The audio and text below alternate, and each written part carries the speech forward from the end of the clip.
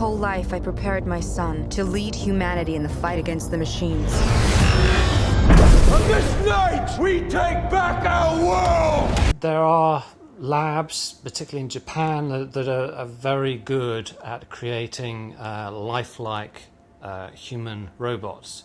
Some of them are really quite spooky in their realism, and there are children, there are women, there are guys. People have done Einstein. You know, there are human-like robots. They don't have flesh, but they have rubber and things like that. And yeah, they have expressions. They move their faces, and at first glance, you can be taken in. But again, what's missing is intelligence. A Terminator-style robot. It's a difficult thing to imagine for many reasons.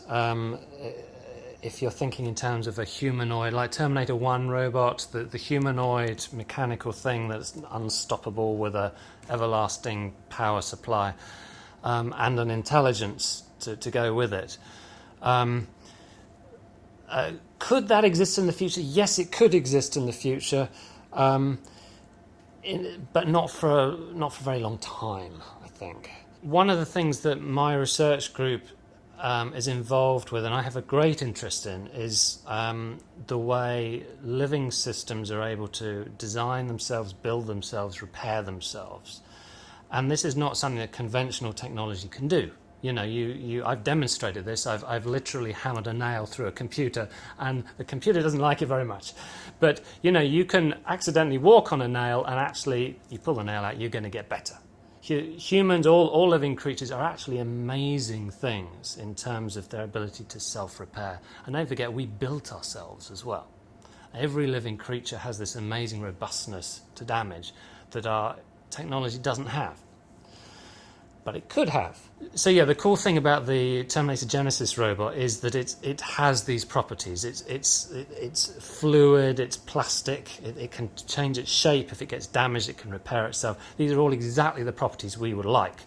The ideal stuff for us is a technology that can become different things. It can change its shape, it can reconfigure itself, because if it can do that, then if it gets damaged, it can reconfigure itself and it can keep on working. So this is called ferrofluid, which is an actual fluid that is magnetic, and it has nano-sized particles which are affected by a magnetic field. So when I apply this magnet, you can see the spikes as it follows the magnetic field, and I can kind of control its form. This is as close as we've got to the Terminator 2 or the Terminator Genesis robot.